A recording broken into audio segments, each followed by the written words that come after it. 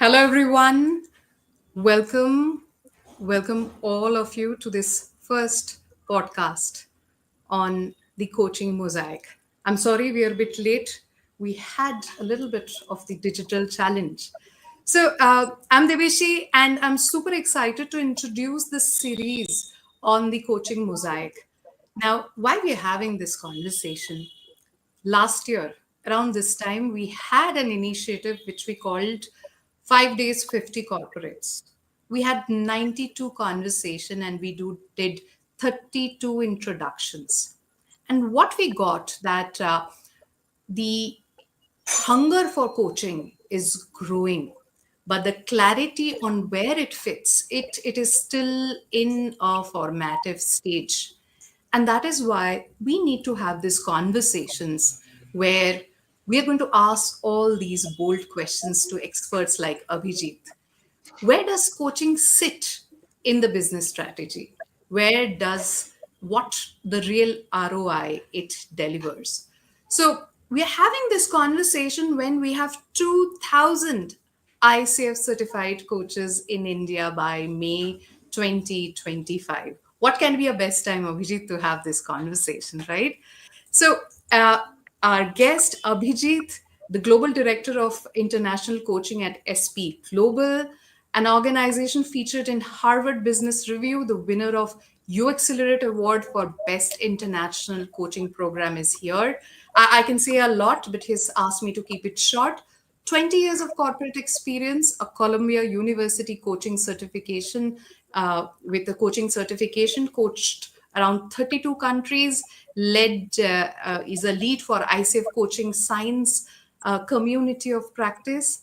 He brings depth, data, and global perspective. And something that you would notice is his signature style of wit and grit, bringing that into the conversation. Welcome, warm welcome, Abhijit. Thank you. Thank you so much for that very gorgeous introduction, Devishi. Yeah.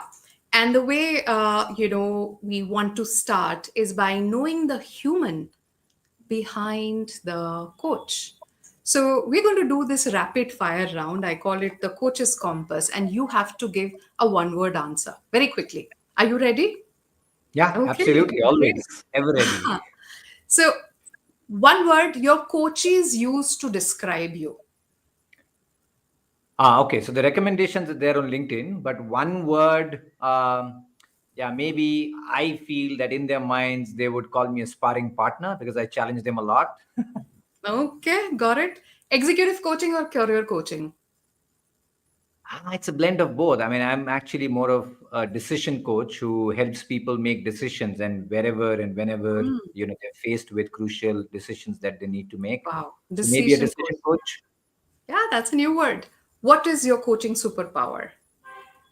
I think my coaching superpower, yeah, will be my MSc in organizational psychology. I think that gives me a lot of grounding in theory, which I feel is so very important for a practice like this. Got it. And if internal coaching was a movie, your title would be? That's an interesting one. I don't know, maybe The Incredibles. Got it. So you did very well in the first round. Thank Now, you. I passed. see, we want to know about these stories, okay? Hmm. Because history is created of different facts and data which we don't remember, but we remember the stories. So if you can share how internal coaching evolved, where it all started, and how being a part of this organization, you have seen the landscape evolving. Yeah. Yeah. No, thank you. Thank you for asking that. And so I think it goes back to 2019. I mean, that is when we conceptualized this. But I think, what I would like to highlight for everyone who's attending this, seeing this live, or perhaps, will see this later, is whenever I think, most people have corporate experience here, right? So whenever we initiate something in an organization, what we really need to understand or pay close attention to is the context of that organization. So the context is the king. If you have a great initiative but it misses the context, you'll perhaps not see the nod from the executives.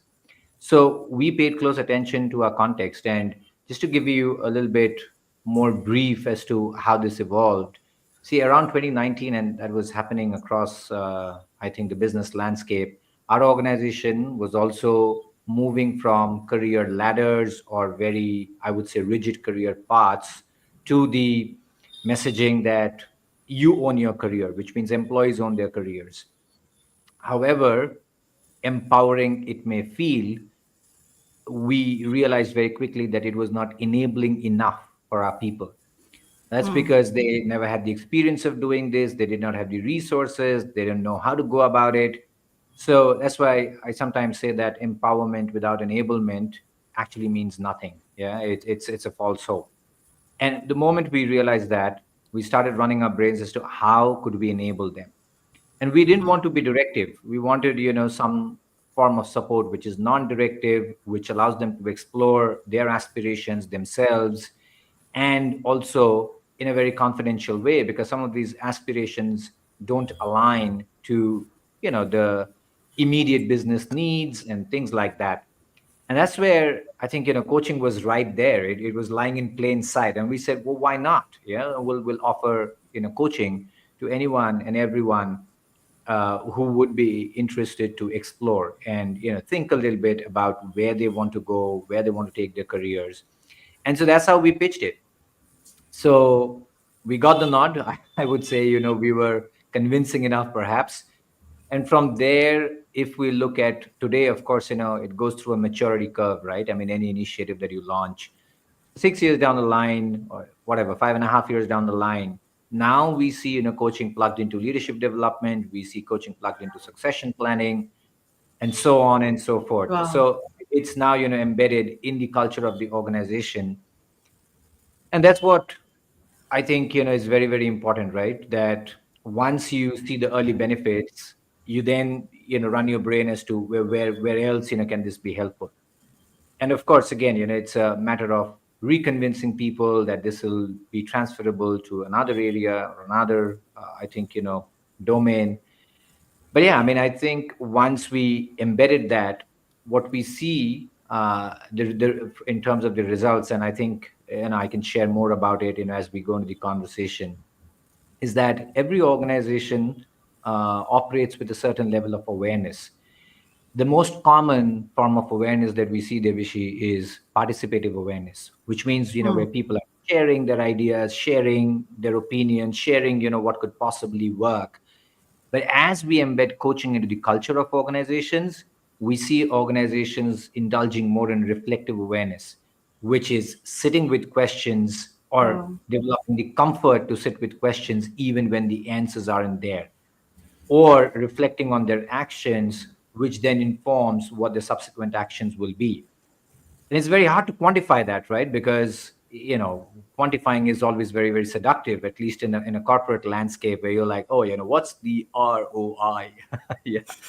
So it's difficult to Yeah. quantify that, but you can see it. It's very visible, and of course you can feel it. So I think that's where we are now. We're moving from that participative awareness to reflective awareness. So that's how it has evolved, is what I'd say. Wow.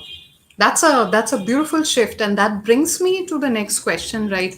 While the awareness is building, people have a lot of questions. There's myth and there are facts. So, what do you think about these statements? Are they myth or they're fact? Internal coaches can't maintain confidentiality. Coaching is disguised performance management.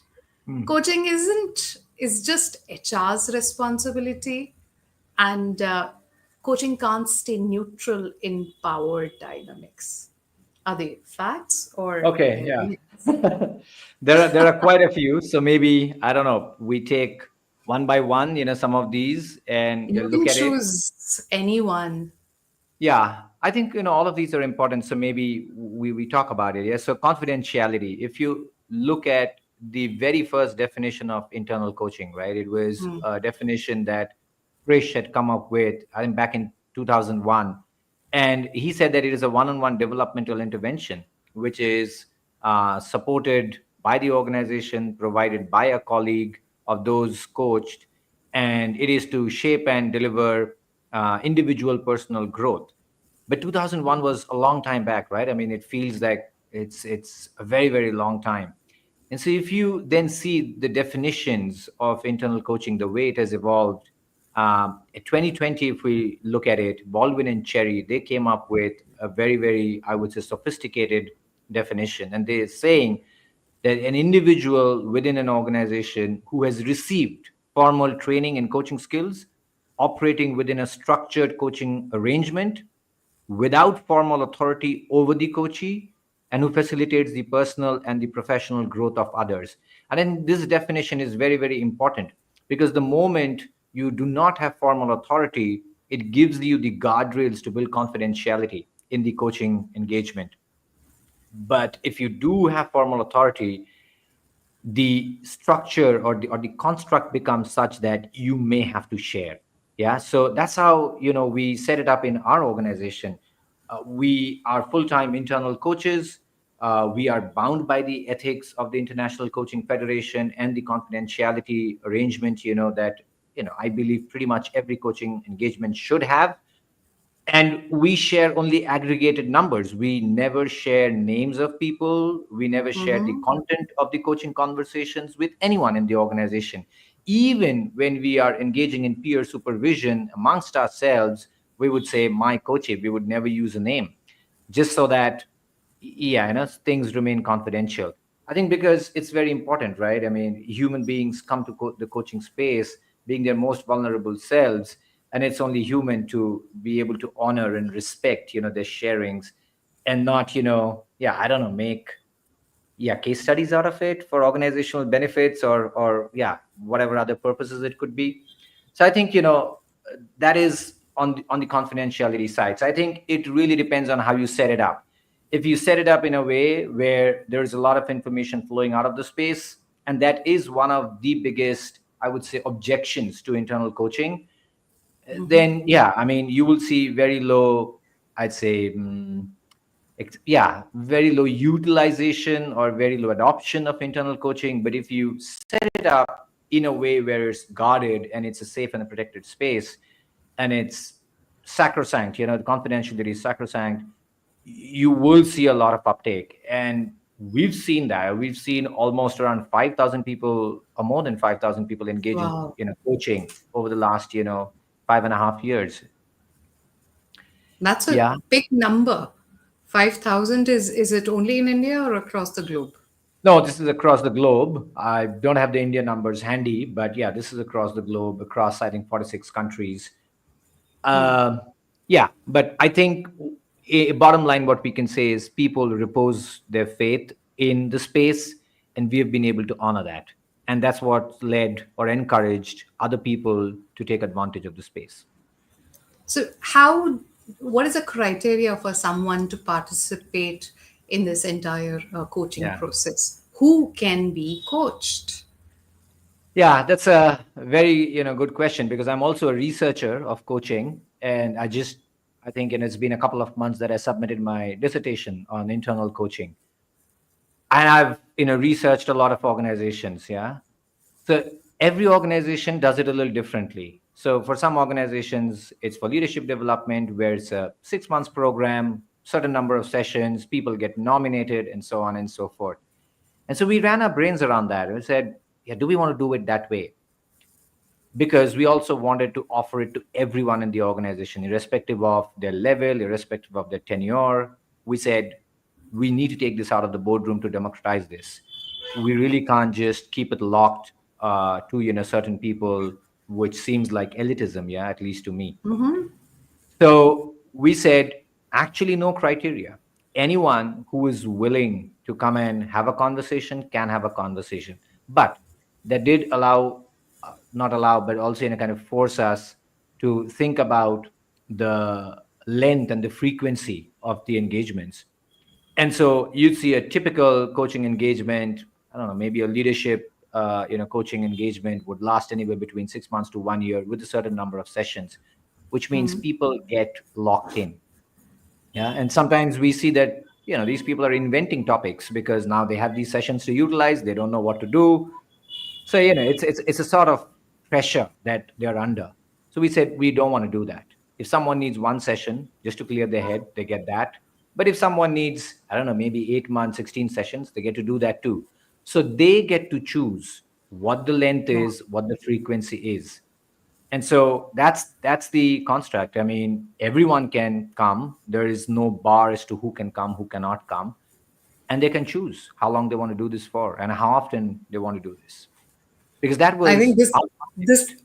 this is one of the reason why your organization has been celebrated by HBR, and you've won the International Coaching Award, because not many organizations are thinking this way.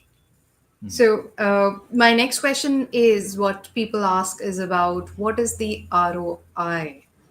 So let's not just talk about the ROI. Tell us about the ROE Yeah. also, the return of expectation also.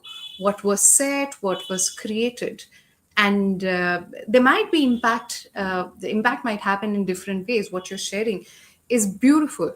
So I'm just curious to know the story behind this 5,000 people Yeah. experiencing transformation from any level. Yeah, and when we initially floated the idea, so I co-founded the team with another person who's based out of New York.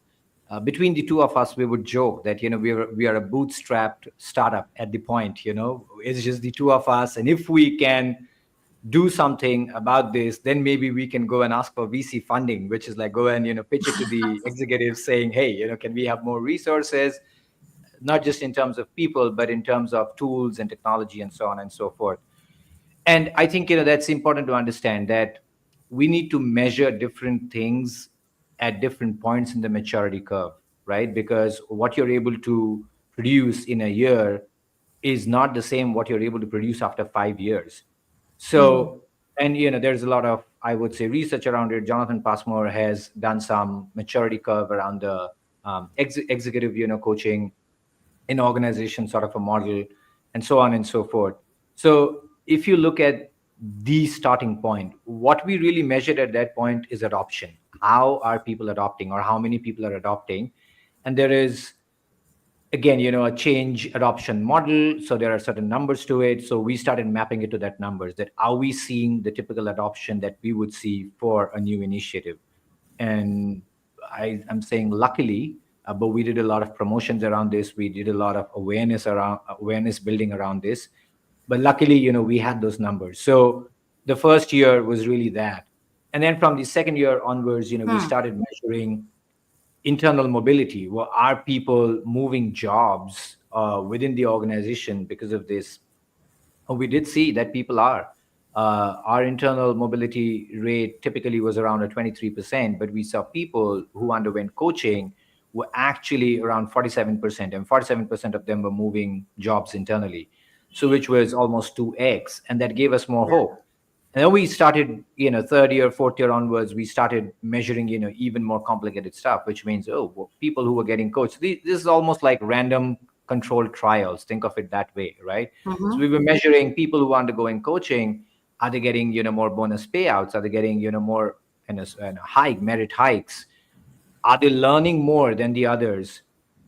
How are their scores as far as their outlook to careers is concerned varies from those who are not undergoing coaching? And we would get those scores from the annual engagement survey and so on and so forth. So a variety of measures. But I'd say, again, for anyone who is listening to this, you don't have to go by these measures. You really need to find out what matters in your organization, because you might throw these shiny numbers at your executives, and if it doesn't matter, it will not land. You really need to find out what is going to land.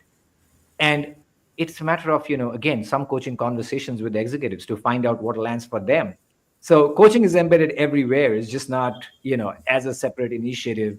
But these conversations can also be, I think, a very, very fertile ground for coaching conversations, that what is that they're expecting. But primarily, what our organization was expecting is internal mobility. And we had the risk, yeah. So let me also highlight that. Initially, when we were incubating, The question was that, oh, but what if some people realize that what they want doesn't exist in the organization and what they leave? So we put it right out there to our executives, and they said that's okay. We would want them to be happy. Yeah, we would prefer that they be happy with us. If not, somewhere else, so be it. But we want them to be happy. So I think, there was a huge cushion that we had. But we tracked those numbers and we saw that, at an organizational level, we were somewhere around the 16, 18% sort of a turnover, during these 5 years, but only 6% of people who were in coaching left. And Mm. yeah, so the numbers were really low. So we took that risk. So sometimes you need to take some risks because there will always be these naysayers, right? Oh, what if this happens? What if that happens? Also, we'll see what happens. And we will stay nimble, we'll stay agile, and we will fine tune as we go. And that's a reflective approach in itself. Yeah. So as you reflect more on action, you will generate the ability to reflect in action, which means the fine tuning will happen sooner as opposed to later. Wow. Uh, it makes me think about two different areas. Number one, like it's been 6 years, right, Abhijit, that you're Yeah. running this internal coaching system. How about somebody who is starting now? Like, is it easy to get a buy-in from the business to even start that? Somebody who is not, have an organization which doesn't have any experience of coaching. That's number one. And the second question is, when you started in 2019 or 2020, there was no AI, right? Right Yeah. now, a lot of people are talking about having AI coaches or using AI interfaces Yeah. to deliver certain results. So, what is your take on that? Yeah, I would say the short answer to that is it depends that if it's going to be tough or not. But let me also share what we have learned from this so that you don't go and repeat the same mistakes, right?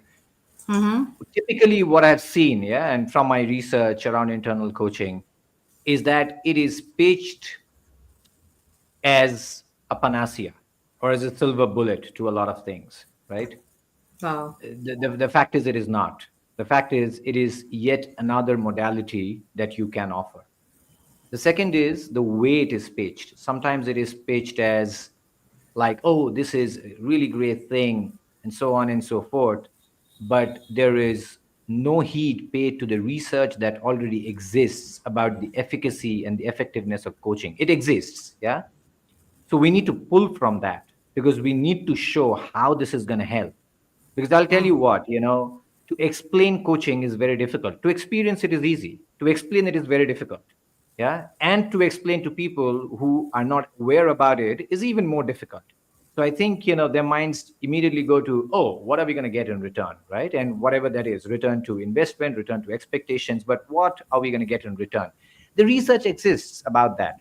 And that research has evolved over a period of time. I mean, early research saying, oh, coaching gives you 700x returns, versus it shows that, oh, it really improves engagement, it improves emotional awareness, it improves resilience, and so on and so forth. So the research is there. So fall back on the research, draw from it, because that is empirical evidence as to what coaching can do in your organizations. And then, there is a bunch of, I would say, research around building coaching cultures in organization. Yeah, there are Yes. frameworks. So the more you align your pitch to that, it's going to become easier.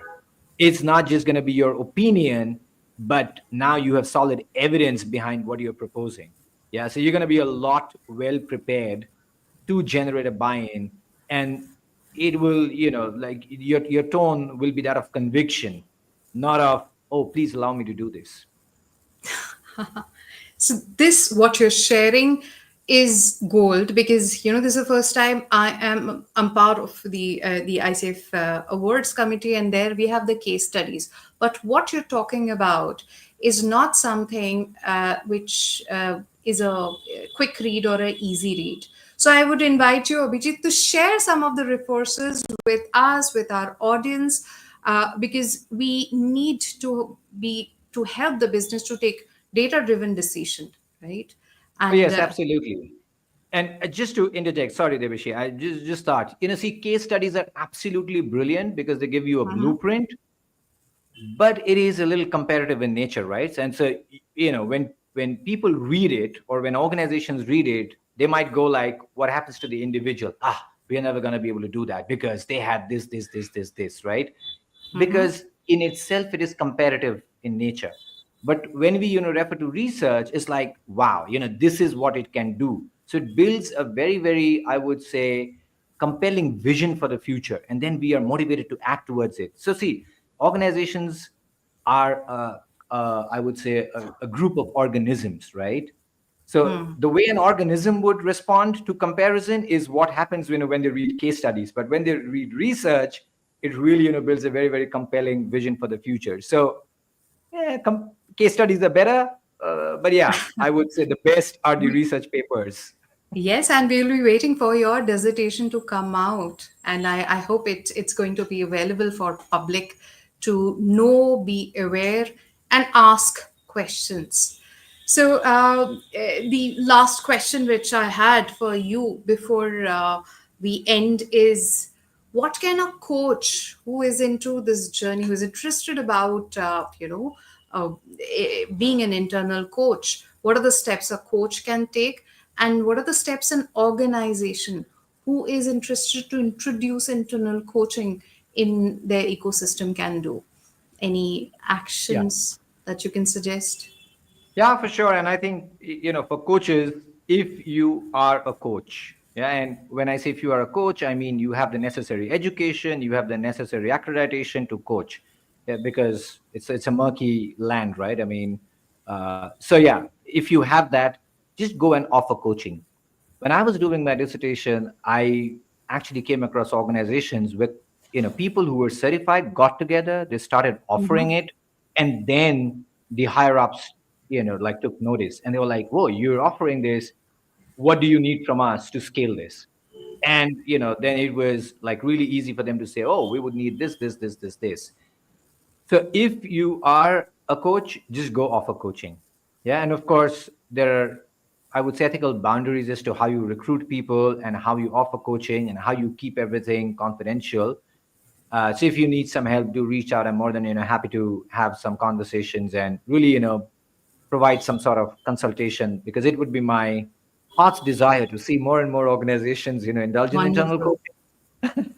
Yeah, but I think for organizations, well, look, I mean, this is tested. We are now quite mature as a discipline and as a profession, so it is tested that it can bring in results.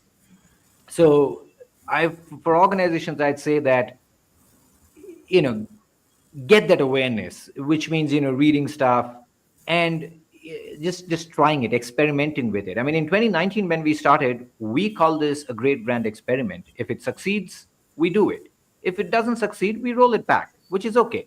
Yeah. And just to give you an example, I mean, it might look all shiny that we succeeded. We did start offering like different streams of coaching, right? Career coaching, leadership coaching, succession planning, and so on and so forth. We did offer a stream of coaching that did not really take off. We actually saw very little uptake. There was some uptake in the beginning, but then it died out very quickly. And then after a year, we silently kind of retreated it, saying that it doesn't work. So I think it's a matter of experimentation. So experiment. I mean, that would be my invitation to organizations. If it succeeds, it succeeds, and you can think of, okay, how do we scale this? Because I think one challenge for organizations also is scaling what works and what works at scale are two very different things. Wow. So I think if the Very experimentation, important thing that you shared. Yeah. yeah, yeah, because if the experimentation is successful, then you run in yourself into a good problem that not just scaling what is working, but what will work at scale. So thinking from that perspective. But yeah, if it doesn't succeed, it doesn't succeed. It's okay, which means that the organization at this point is not ready. So thinking about, okay, what is going to make the organization ready? And we did some pre-thinking about that because we had to change a lot of our policies around internal mobility. Otherwise, career coaching would not have succeeded because it needs a whole ecosystem, right? I mean, you just can't, like I said, it's not a panacea. You just can't introduce it and think everything's going to be hunky dory. You need to create the ecosystem for it to work. So if it doesn't work at that point in time, there's nothing to lose hope, which means that there's more work to be done for the ecosystem to be ready to introduce this at a later point in time. And that time will come. Wow, wow, wow.